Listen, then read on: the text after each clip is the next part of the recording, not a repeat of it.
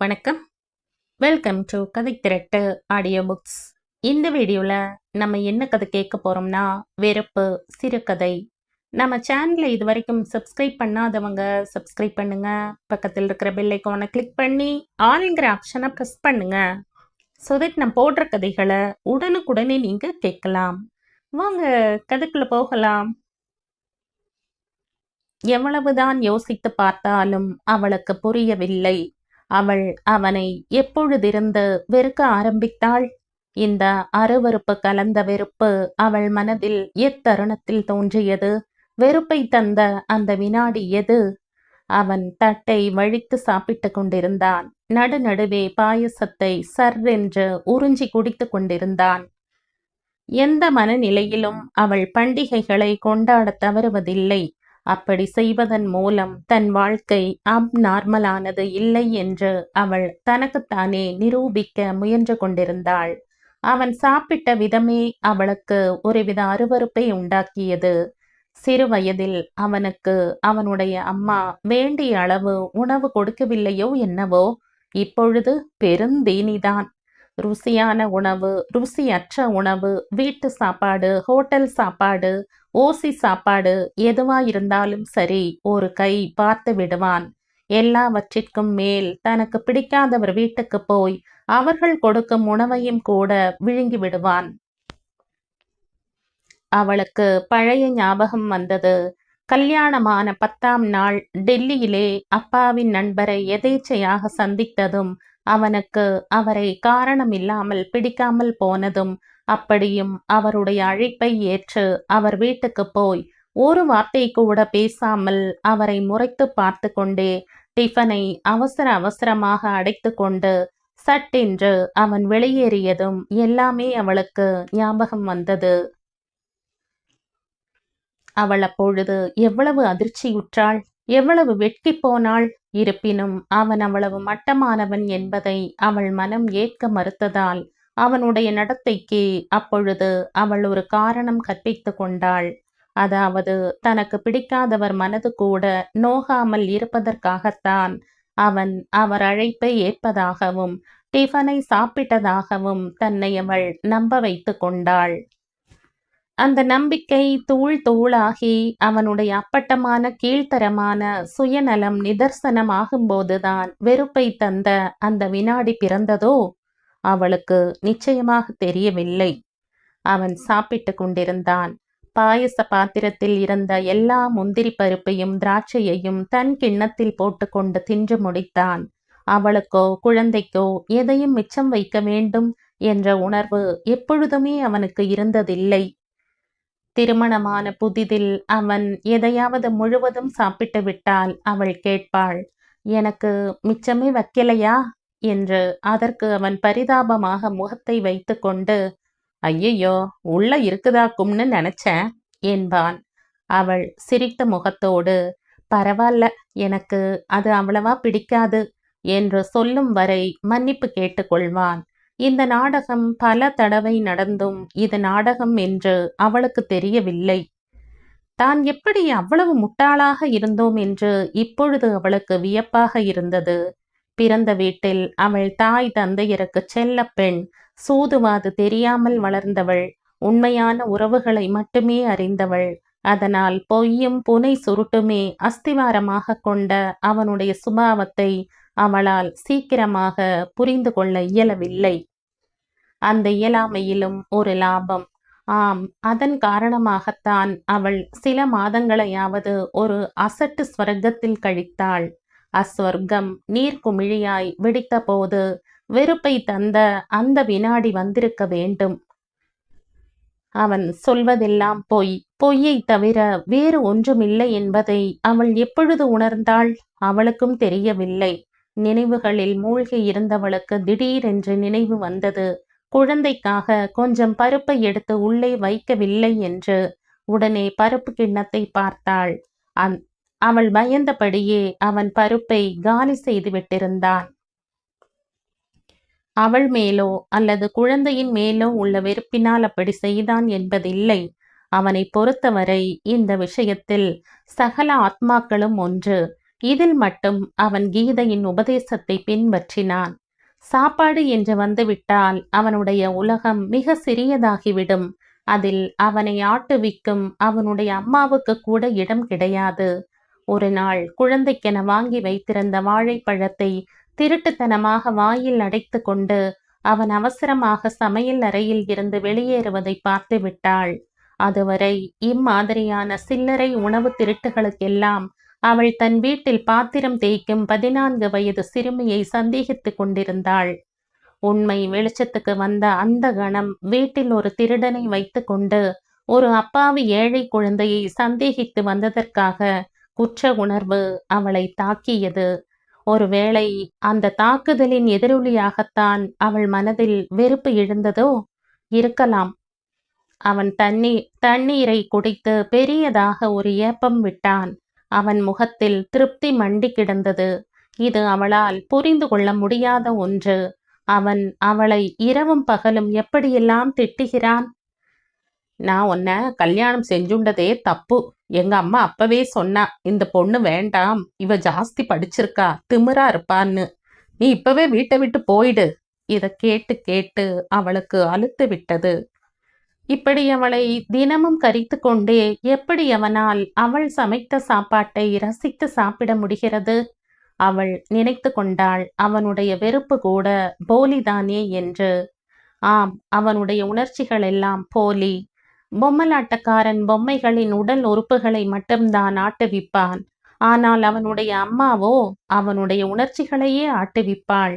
வாரம் ஒரு முறை அவனுடைய அம்மாவிடமிருந்து அவனுக்கு கடிதம் வரும், அவனுடைய ஆபீஸ் விலாசத்திற்கு. ஒவ்வொரு கடிதத்தின் பாதிப்பும் 2-3 நாட்களுக்கு தொடரும். அந்நாட்களில் அவன் சீக்கிரம் வீடு திரும்புவான். சண்டை போட நேரம் வேண்டுமல்லவா? அப்பொழுது அவன் முகத்தில் ரௌத்ரம் குடிகொண்டிருக்கும். மற்ற நாட்களில் நேரம் கழித்து வருவான், முகத்தில் ஒரு புன்னகையுடன். அவனுடைய ரௌத்ரத்திற்கும் ஆழம் கிடையாது, புன்னகைக்கும் ஆழம் கிடையாது. வெகு நாட்களாகவே அவனுடைய ரௌத்ரம் அவளை அதிகம் பாதிப்பதில்லை. வாசற்கதவை திறந்து அவன் முகத்தை பார்த்தவுடன் அடிவயிற்றில் சில் என்ற ஒரு உணர்ச்சி. நெற்றி நரம்புகளில் ஏதோ ஒன்று சூடாக பாய்வது போன்ற உணர்வு, அவ்வளவுதான். அதன் பிறகு அவள் மனம் மரக்கட்டையாகிவிடும். அவனுக்கு டிஃபன் காஃபி கொடுத்துவிட்டு குழந்தையை மடியில் வைத்து கொண்டு சுவற்றில் சாய்ந்து கொண்டு உட்கார்ந்து விடுவாள். அவன் டிஃபன் சாப்பிட்டவுடன் ஆரம்பிப்பான். கல்யாண சத்திரத்தில் குளிக்க வெந்நீர் சூடாக இல்லாதது முதல் தொடங்கி முன்தினம் அவள் ஏதோ சொன்னது வரை தேதி வாரியாக வரிசைப்படுத்தி அவளையும் அவளுடைய பெற்றோரையும் குற்றம் சாட்டுவான். முன்தினம் அவள் என்ன சொன்னாள் என்பது முக்கியமில்லை. ஏது சொல்லியிருந்தாலும் அதில் குற்றம் கண்டுபிடிக்கும் திறமை அவனுக்கு இருந்தது. அவள் ஒருவேளை முன்தினம் ஒன்றுமே பேசாமல் இருந்தால் அதுவே அவளுடைய குற்றமாகிவிடும். மாலை 6 மணிக்கு தொடங்கும் இந்த ஒத்தை நடிகன் நடத்தும் ஒத்திகை இல்லா நாடகம் இரவு 8 மணி வரை நடக்கும். பிறகு அவன் சாப்பிடுவதற்காக இடைவேளை. குழந்தையை தூங்க வைத்துவிட்டு அவள் சாப்பிட உட்காரும்போது மறுபடியும் ஆரம்பிப்பான். மனம் மரக்கட்டையாகும்போது அவளுடைய வயிறும் சுருண்டு விடுமோ என்னவோ. அவள் தன் சாப்பாட்டை அப்படியே குப்பை தொட்டியில் கொட்டுவாள். அவன் பின் தொடர்ந்து வந்து கத்திக் கொண்டிருப்பான். அவளுக்கு அதிர்ஷ்டம் இருந்தால் இதற்கு பிறகு நாவல் படிப்பதற்காக 2வது இடைவேளை. வேலைகளை முடித்து கொண்டு குழந்தைக்கு தூக்கத்திலேயே பாலூட்டி விட்டு வெகு நேரம் முயற்சித்து தூங்கத் தொடங்குவாள். அதற்குள் அவன் நாவலை முடித்துவிட்டு அவளை எழுப்பி மறுபடியும் போர் தொடுப்பான். அவனுக்கு தூக்கம் வரும் வரை இது தொடரும். ஒரு முறை போரின் உச்சக்கட்டத்தில் அவளை வீட்டை விட்டு வெளியே தள்ளி கதவை தாளிட்டு விட்டான். சப்தம் கேட்டு தூக்கத்தில் இருந்து விழித்து கொண்ட குழந்தை அரை குறையாக நிலைமையை புரிந்து கொண்டு ஓவென்று அழத் தொடங்கினாள். இதுவும் ஒரு நாடகம்தான் என்றும் அவளுக்கு தெரியும். அதனால் தானோ என்னவோ நடுநிசையில் வீட்டிற்கு வெளியில் தள்ளப்பட்டதற்காக அவள் அவமானப்படவில்லை. டில்லியின் ஜனவரி மாதத்து குளிர் கூட அவளுடைய மனதில் எழுந்த ஒரே எண்ணம், தன் குழந்தையின் மனதில் பயம் உறையும் முன் அந்த நிலைமைக்கு எப்படியாவது முடிவு கட்ட வேண்டும் என்பதுதான். அவளிடம் அவன் மனித தன்மையற்று நடந்து கொள்வதை, மற்றவர் அறிவதை அவன் விரும்ப மாட்டான் என்பது அவளுக்கு தெரியும். ஆகவே அவனுடைய அந்த பலவீனத்தை தாக்கினாள். உணர்ச்சிகளை தாண்டிய சன்ன குரலில் சொன்னாள். கதவை திறங்கோ, அடுத்த வீட்டு மாதாஜி விளக்கு போட்டு கதவை திறக்கிறா. அவ பார்த்துட்டா உங்களை தப்பா நினைப்பா. அவன் உடனே கதவை திறந்து வைத்தான். அவனை தள்ளி சென்று குழந்தையை வாரி அணைத்து சமாதானப்படுத்தினாள். இரவு முழுவதும் குழந்தை மடியிலேயே தூங்கினாள். தூக்கத்தில் கூட குழந்தைக்கு நடுநடுவே பயத்தினால் தூக்கி போட்டது. அன்று அவள் அவனை பார்த்த பார்வையில் அதற்கு பிறகு அந்த நாடகத்தை அவன் நடத்தவில்லை. அவள் நினைத்து கொண்டாள், ஒருவேளை இப்படி அவன் சண்டை போட ஆரம்பித்த பிறகுதான் வெறுப்பை தந்த அந்த வினாடி வந்ததோ? இல்லை என்று தோன்றியது. இப்படி அவன் அதி உக்கிரமாக சண்டை போடத் தொடங்கியது கடந்த 1 வருடமாகத்தான். திருமணமான புதிதில் கூட அம்மாவின் கடிதங்கள் அவனை பாதித்தது உண்டு. ஆனால் அப்பொழுதெல்லாம் அவன் தன் கோபத்தை வேறு விதமாக காண்பிப்பான். நாட்கணக்கில் அவளுடன் பேசாமல் இருப்பான். அவனை தன் சிறிய சாம்ராஜ்யத்தின் அரசனாக எண்ணியிருந்த அவளுக்கு இது சித்திரவதையாக இருக்கும். தூண்டி தூண்டி காரணம் கேட்ட பின் திருமணத்தின் போது அவளுடைய பிறந்த வீட்டினர் அவனுக்கோ அல்லது அவனுடைய அம்மாவுக்கோ செய்த அவமரியாதை அல்லது செய்ய தவறிய மரியாதைக்காக அவர்களை குற்றம் சாட்டுவான். அவளை நேரடியாக ஒன்றும் சொல்ல மாட்டான். திருமணத்தன்று உள்ளங்கை வேர்க்க ஹோம புகையில் குருடாகி அமர்ந்திருந்த அவளுக்கு அவனுடைய குற்றச்சாட்டுகளில் 3/4 பாகம் அவனுடைய அம்மாவின் கற்பனை என்று தெரியாது. அவன் சொல்வதை நம்பி நடந்த தவறுகளுக்கும் நடக்காத தவறுகளுக்கும் பல முறை தன் பிறந்த வீட்டினர் சார்பில் அவனிடம் மன்னிப்பு கேட்டுக் கொள்வாள். மாமியாருக்கும் மன்னிப்பு கேட்டு கடிதங்கள் எழுதுவாள். அவனுடைய சுய ரூபத்தை அவள் அறிந்து கொண்ட பிறகு நிலைமை மாறியது. தன் வேஷம் கலைந்து விட்டதை அவனால் தாங்கிக் கொள்ள முடியவில்லை. வெட்கப்படுவதற்கு பதில் அவள் மேல் கோபம் வந்தது. ஏற்கனவே அவனை புரிந்து கொண்டதால் அடைந்த ஏமாற்றம், துக்கம் இவைகளுடன் அவனுடைய இந்த அநியாய கோபத்தினால் வந்த ஆத்திரமும் சேர்ந்துதான் அவள் மனதில் வெறுப்புக்கு அடிகோலி இருக்க வேண்டும். அவள் மனதில் இவ்வாறு வெறுப்பு தோன்றிய பிறகுதான் அவனுடைய சண்டைகளும் உக்கிரமடைந்தன. அவள் எவ்வளவுதான் முயற்சித்து அதை தன் முகத்தில் காட்டாமல் மறைத்தாலும் அவளுள் மண்டியிருந்த வெறுப்பை அவனுடைய உள் மனது உணர்ந்திருக்க வேண்டும். அவனுடைய அந்த உணர்தல் மட்டும் போலி அல்ல என்று அவள் நினைத்து கொண்டாள். தட்டிலேயே கையை கழுவிவிட்டு அவன் தலை நிமிர்ந்தான். எண்ணங்களில் மூழ்கி அவனையே வெறித்து பார்த்து கொண்டிருந்த அவள் சட்டென்று தன் கண்களை அவன் முகத்தில் இருந்து அகற்றினாள். ஆனால் அதற்கு முன் அவன் பார்த்து விட்டான் அக்கண்களில் தெரிந்த வெறுப்பை.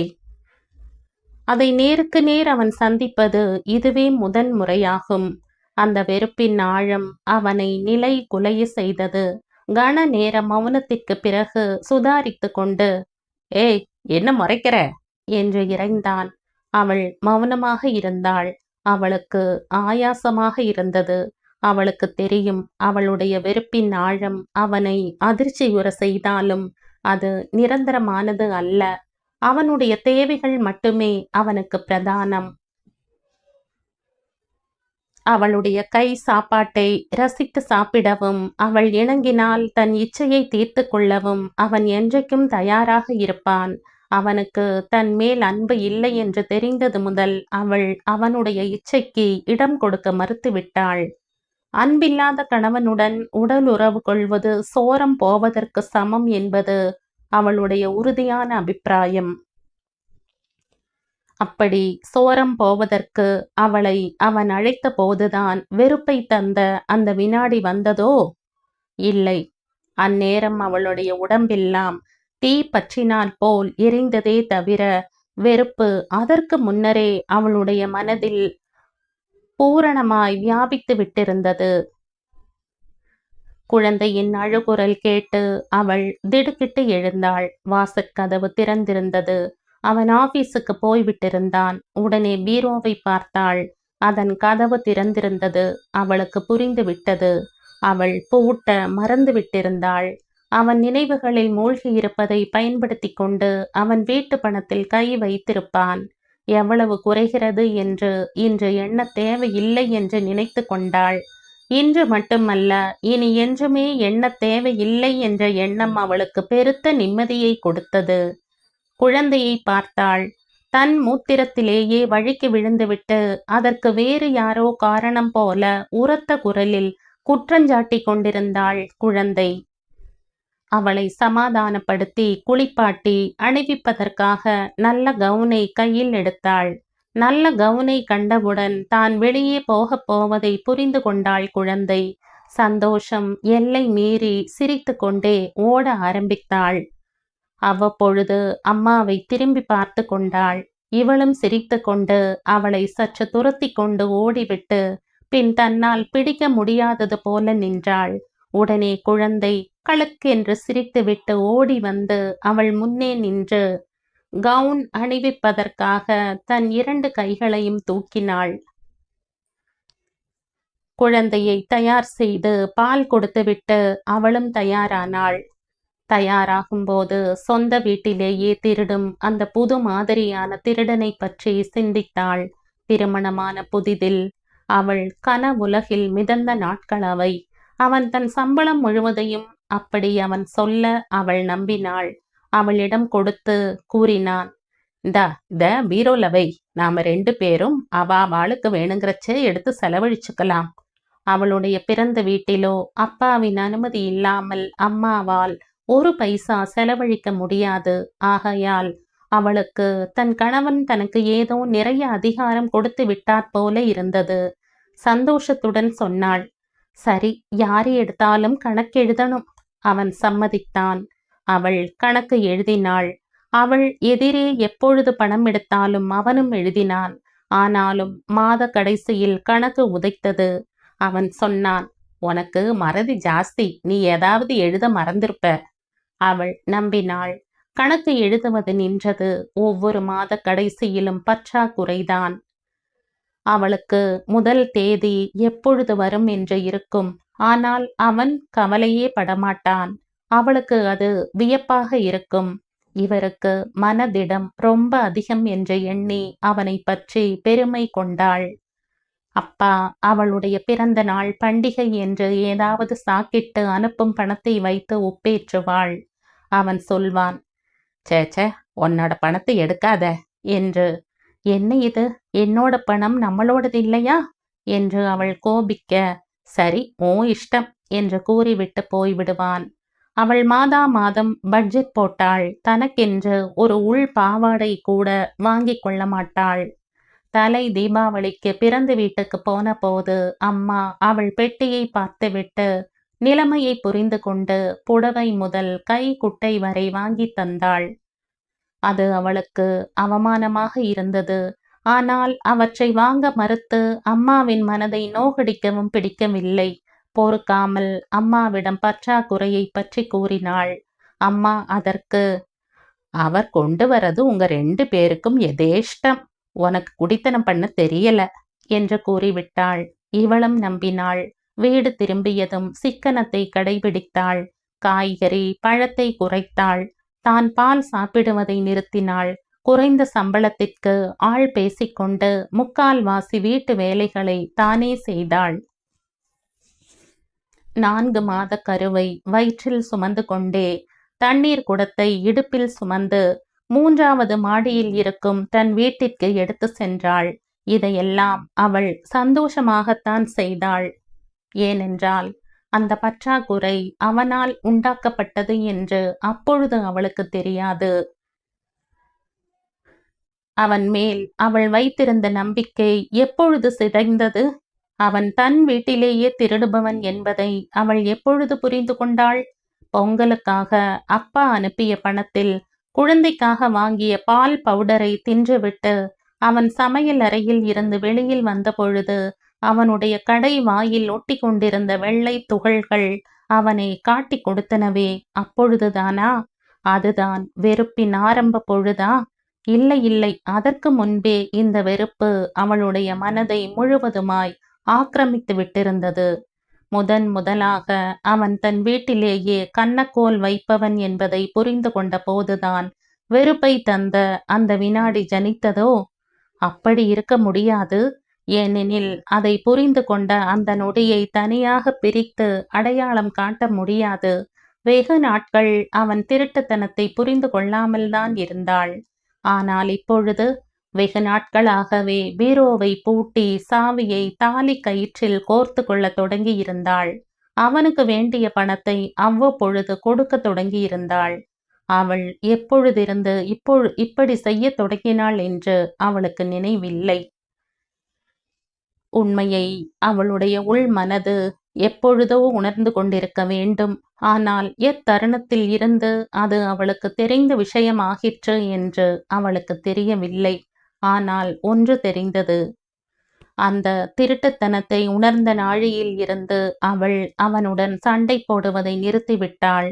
அதற்கு கூட அவனுக்கு தகுதி இல்லை என்று அவளுக்கு தோன்றிவிட்டது. அவனுடைய திருட்டுத்தனத்தை உணரும் முன்பே அவனுடைய போலித்தனத்தை அவள் தெரிந்து கொண்டு விட்டாள். அவளுக்கு தெரிந்துவிட்டது. அவனுடைய அன்பு போலி, கோபம் போலி, அதிகாரம் போலி, கத்தல் போலி, வார்த்தைகள் இரவல். இத்தனை யோசனைகளுக்கும் நடுவே அவள் கை மட்டும் வேலை செய்து கொண்டிருந்தது. தன் உடைகளையும் குழந்தையின் உடைகளையும் சூட்கேஸில் எடுத்து வைத்தாள். திறந்திருந்த பீரோவின் கீழ் தட்டில் இருந்து தன் போட்டோக்களை கீழெல்லாம் இறைத்து கொண்டே குழந்தை எடுத்து வந்தாள். அம்மாவும் தானும் சேர்ந்திருந்த போட்டோவுக்கு என்று முத்தம் கொடுத்து அம்மா என்று அறிமுகம் செய்தாள். குழந்தைக்கு கிட்டத்தட்ட 2 வயதாகி இருந்தது. மகா புத்திசாலி, எல்லாவற்றையும் புரிந்து கொள்கிறாள். ஆனால் அம்மாவை தவிர வேறு எந்த வார்த்தையும் பேச வரவில்லை. இவளுக்கு ஒரு சந்தேகம், தன்னுடைய நிகழ்கால வாழ்க்கைதான் இதற்கு காரணமோ என்று.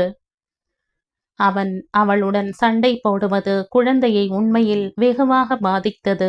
அவன் கத்தும் போதெல்லாம் குழந்தை அவளுடைய முகத்தையே உற்று பார்த்து கொண்டிருப்பாள். அம்மாவின் முகத்தில் வேதனையின் சாயலை கண்டுவிட்டால் கூட குழந்தையின் உதடுகள் துடிக்கத் தொடங்கும். ஓர் அழுகையின் ஜனனம். அதனால் அவள் பல்லை கடித்து கொண்டு தன் உணர்ச்சிகளை மனதின் அடித்தளத்தில் அழுத்தி குழந்தையை பார்த்து சிரித்து கொண்டே இருப்பாள். திடீரென்று தன் அம்மாவின் உபதேசம் ஞாபகத்திற்கு வர அவன் அவளை அடிக்க கையை ஓங்குவான். குழந்தை அரண்டு விடுவாள். அவள் குழந்தையை அணைத்து கொண்டு அவனையே சலனமில்லாமல் பார்ப்பாள். அவனுடைய கை இறங்கிவிடும். அடிக்க அவனுக்கு தைரியம் கிடையாது. அவளுக்கு இருந்தது அந்த தைரியம். ஆனால் அடியில் அவளுக்கு நம்பிக்கை இல்லை. அவள் தினம் சண்டை போடுவதில்லை. அதற்கு சில வழிமுறைகள் உண்டு. மாத தொடக்கத்தில் அவன் கையில் பணம் புரளும். அவனுடைய உண்மையான சம்பளம் அவனுக்கும் கடவுளுக்கும் மட்டுமே தெரியும். அப்பொழுதெல்லாம் அவன் நைட் டியூட்டி என்று கூறி எல்லா விதத்திலும் ஃபுல்லாக நேரம் கழித்து வந்த உடனேயே தூங்கி விடுவான். நைட் டியூட்டி நைட் ஷோவில்தான் என்பது அவளுக்கு தெரியும். அம்மாவின் கடிதத்தால் அவன் பாதிக்கப்படும் நாட்களில் சண்டை, கத்தல், குற்றச்சாட்டுகள் என்ற நாடகங்கள் நடக்கும். கையில் அதிக பணமும் இல்லாமல் அம்மாவின் ரிமோட் கண்ட்ரோலும் இயங்காத நாட்களில் மறுபடியும் நைட் டியூட்டி தான். ஆனால் ஒரு வித்தியாசம். அவனுடைய பாக்கெட்டில் டிக்கெட்டுகள் 1க்கு பதில் 2 இருக்கும். முதலில் இது அவளுக்கு வியப்பாக இருந்தது. ஏனெனில் அவனுக்கு நண்பர்களே கிடையாது. ஆனாலும் அவள் அவனை ஒன்றும் கேட்கவில்லை. ஏனெனில் அதற்குள் அவள் வெறுப்பின் எல்லையை தொட்டிருந்தாள். ஒரு முறை துணிமணிகளை சலவைக்கு போடும் முன் அவனுடைய பாக்கெட்டை துழாவுகையில் ஆண்களுக்கான கருத்தடை சாதனம் ஒன்று அகப்பட்டது. திருமணம் நிச்சயமான போதே அப்பாவின் நண்பர் ஒருவர் அவளை நல்லெண்ணத்தோடு எச்சரித்தார். மாப்பிள்ளையோட உத்தியோகத்துல பல பொண்களுக்கு கான்ட்ராக்ட் கொடுக்கற அதிகாரம் இருக்குமா. சில பொண்கள் இதுக்காக எதுவானாலும் செய்ய தயாரா இருப்பாமா. நீ ஜாக்கிரதையா இருந்துக்கோ என்று. அவள் நிலைமையை புரிந்து கொண்டு விட்டாள். ஆனால் அதிர்ச்சி உறவில்லை. வருத்தம் கூட அடையவில்லை. அவளுக்கு அவனை விசாரிக்க பிடிக்கவில்லை. ஏனெனில் ஒரு மனைவியின் உரிமையை எடுத்துக்கொள்ள அவள் விரும்பவில்லை. பெண்களுடன் ஊர் சுற்றுகிறான் என்பது புரிந்தது. அவள் எண்ணிக்கொண்டாள், எது எப்படி இருந்தாலும் ஒன்று நிச்சயம், இவனால் யாரையும் காதலிக்க முடியாது. ஏனென்றால் அந்த உணர்ச்சியே இவனுக்கு தெரியாத ஒன்று. இவனால் யாரையும் வைத்து கொள்ளவும் முடியாது. ஏனென்றால் அவளுக்கு பணம் செலவழிக்க இவனுடைய சுயநலம் இடம் கொடுக்காது. இப்படி தனக்குத்தானே சமாதானம் சொல்லிக் கொண்ட பிறகும் கூட அன்று விக்கி விக்கி ஏன் அழுதோம் என்று இப்பொழுது கூட அவளுக்கு புரியவில்லை. ஆனால் வெறுப்பின் ஆரம்பம் அன்று இல்லை என்று மட்டும் புரிந்தது. மனம் நினைவுகளில் மூழ்கி இருந்தாலும் அவள் முக்கியமான சாமான்களை எல்லாம் எடுத்து வைத்து கொண்டாள். அம்மி முதல் சோஃபா செட் வரை எல்லாமே அவள் அப்பா வாங்கி தந்தது. அவனுடைய முக்கால்வாசி உடைகளையும் சேர்த்து தன்னுடைய பொருட்கள் எல்லாவற்றையும் அவள் எடுத்துக்கொண்டால் இந்த வீடே காலியாகிவிடும். அவ்வளவு கீழ்த்தரமாக நடந்து கொள்ள அவளுக்கு விருப்பம் இல்லை. ஆகவே பல சாமான்களை அவனுக்கு பிச்சையிட்டு விட்டாள். தன்னுடைய எம்எஸ்சி புத்தகங்களையும் சான்றிதழ்களையும் எடுத்து வைக்கும்போது இனி இவைகள்தான் என் மூலதனம் என்று எண்ணிக்கொண்டாள். வாசலில் வந்து தெருவில் போன டாக்ஸியை கூப்பிட்டாள். வயதான சர்தார்ஜி டிரைவர் அவளை ஒரு சாமானும் தூக்க விடவில்லை. அடுத்த வீட்டுக்காரி முகத்தில் ஒரு பெரிய கேள்விக்குறியோடு எல்லாவற்றையும் பார்த்து கொண்டிருந்தாள். நல்ல வேளை அதிகம் பழகாததால் கேள்வி நாக்குக்கு வரவில்லை.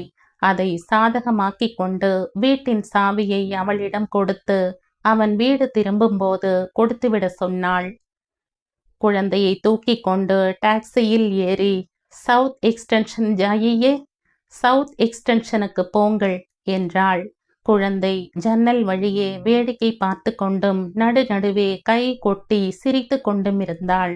டிரைவரின் முன் இருந்த சிறிய கண்ணாடி வழியே அவருடைய வெள்ளை தாடியை பார்த்து பார்த்து சிரித்தாள். அவரும் அன்பு பொங்க சிரித்து, "क्यों बेटी, गुड़िया के பாப்பா நகி ஆயே?" "ஏன் மகளே, இந்த பொம்மை குட்டியின் அப்பா வரவில்லையா?" என்றார். அவள் மௌனமாக இல்லை என்று தலையை ஆட்டினாள். கையில் இருந்த விலாசத்தை பார்த்து அவருக்கு வழி சொன்னாள். வீடு வந்துவிட்டது. நல்ல வேளை அண்ணாவுக்கு டில்லி மாற்றலாகியது. இல்லாவிட்டால் இன்னும் சிரமமாக இருந்திருக்கும் என்று எண்ணிக்கொண்டாள். டாக்ஸி நின்ற சப்தம் கேட்டு அப்பாவும் அம்மாவும் வாசலுக்கு வந்தார்கள். அவள் குழந்தையோடு இறங்குவதை பார்த்தவுடன் அவர்களுக்கு சந்தோஷம் தாங்கவில்லை. இந்த மட்டிலும் மாப்பிள்ளை தன் விதையை தளர்த்தி அவளையும் குழந்தையையும் அனுப்பி வைத்தாரே என்று.